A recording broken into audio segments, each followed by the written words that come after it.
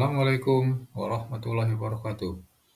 Modul 3.1.A.9 Aksi nyata modul 3.1.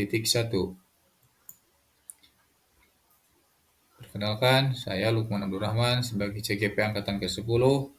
Berikutnya Bapak Carhadi sebagai fasilitator dan Ibu Herlina SPDI sebagai pengajar praktik.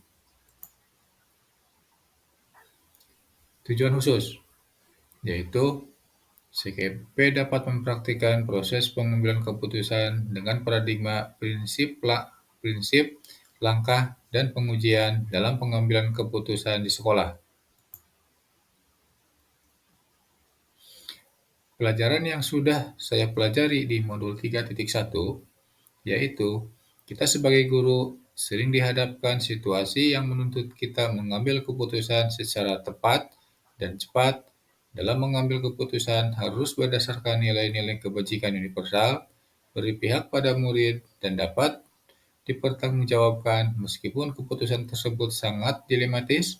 Dalam pengambilan suatu keputusan, terkadang terjadi pro dan kontra, seringkali bersinggungan dengan prinsip-prinsip etika. Prinsip-prinsip etika sendiri berdasarkan pada nilai-nilai kebajikan universal yang disepakati dan disetujui bersama.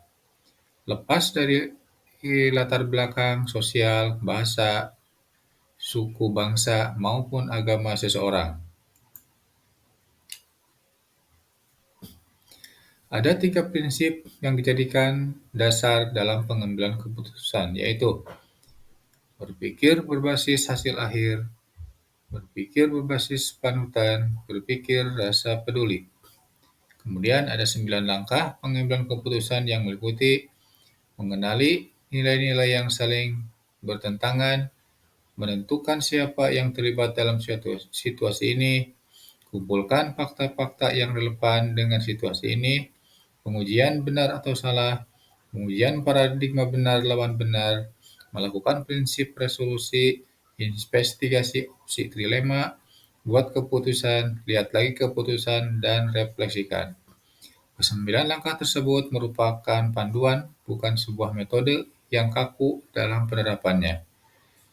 Hendaknya setiap keputusan yang kita ambil berdasarkan pada rasa penuh tanggung jawab, nilai-nilai kebajikan universal, serta berpihak pada murid. Kemudian, mempraktikkan proses pengambilan keputusan. Kasus yang saya hadapi, penyusunan jadwal pelajaran setiap awal tahun ajaran seakan menjadi teka-teki rumit yang harus dipecahkan oleh tim kurikulum. Tantangan tersebut terletak pada pembagian jam mengajar, guru-guru merata dan sesuai dengan beban kerja ideal. Faktor-faktor seperti jumlah siswa, jumlah guru keahlian, ketersediaan ruang kelas, dan perubahan kurikulum semakin menyulitkan proses ini. Imbasnya sering terjadi ketidakseimbangan beban kerja di antara para guru yang berpotensi mempengaruhi kualitas pembelajaran dan kepuasan kerja.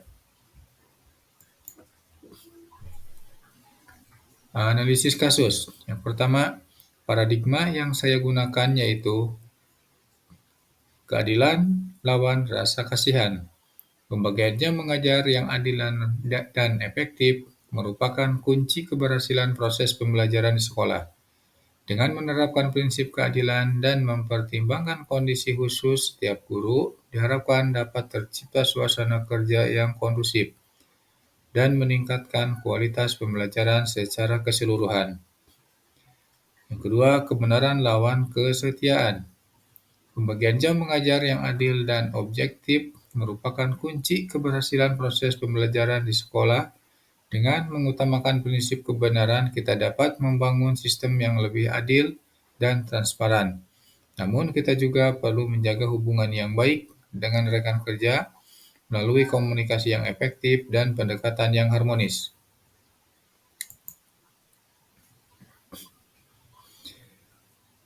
Selanjutnya, prinsip pengambilan keputusan.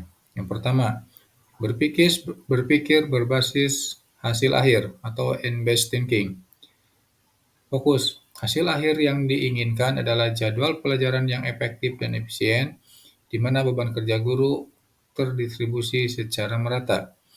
Yang kedua, berpikir berbasis peraturan, rule-based thinking. Fokus. Aturan yang berlaku dalam penyusunan jadwal seperti ketentuan minimal dan maksimal jam mengajar, aturan menggunakan ruang kelas, serta kebijakan terkait perubahan kurikulum. Yang ketiga,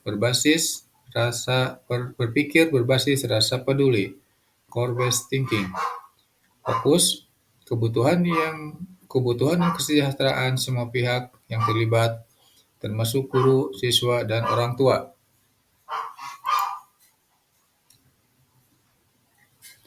Melakukan 9 langkah pengambilan dan pengujian keputusan. Yang pertama, mengenali nilai-nilai yang saling bertentangan, keadilan,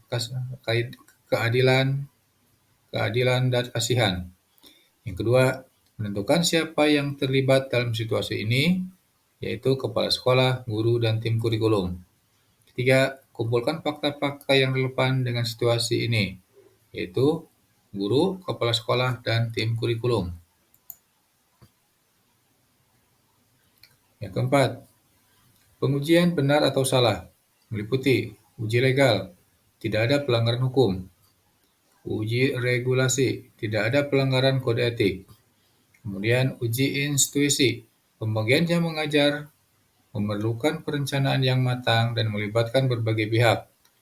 Dengan memperhatikan semua faktor yang relevan dan menerapkan solusi yang tepat, diharapkan dapat tercapai pembagian jam mengajar yang adil, efisien, dan efektif. Uji publikasi menimbulkan kecemburuan antar guru. Kemudian uji panutan, melibatkan guru dalam proses pembuatan jadwal, mempertimbangkan beban kerja guru secara keseluruhan. Kelima, pengujian paradigma benar lawan benar, yaitu rasa keadilan lawan rasa kasihan. Pembagian jam mengajar harus didasarkan pada prinsip keadilan, namun dengan tetap mempertimbangkan kondisi khusus guru secara bijaksana.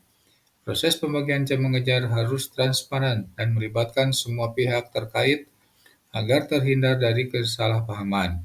Dan sistem pembagian jam mengajar harus cukup fleksibel untuk mengakomodasi perubahan kondisi dan kebutuhan.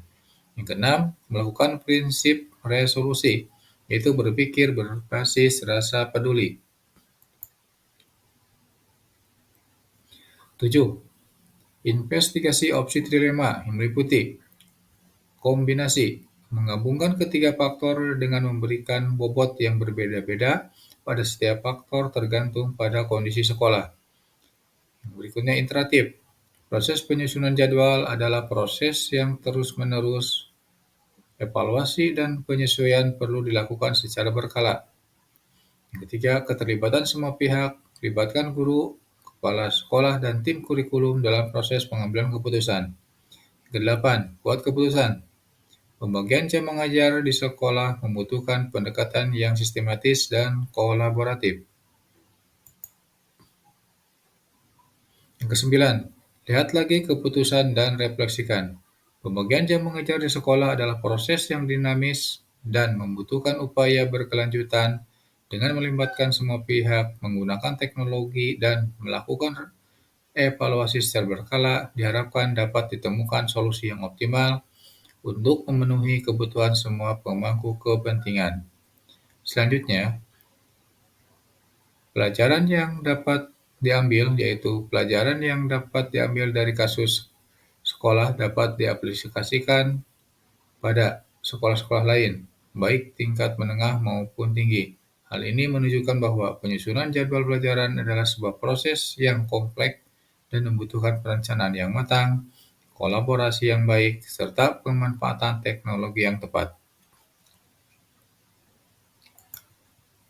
Itulah studi kasus yang saya lakukan, semoga memberikan manfaat yang sebesar-besarnya. Wassalamualaikum warahmatullahi wabarakatuh. Terima kasih.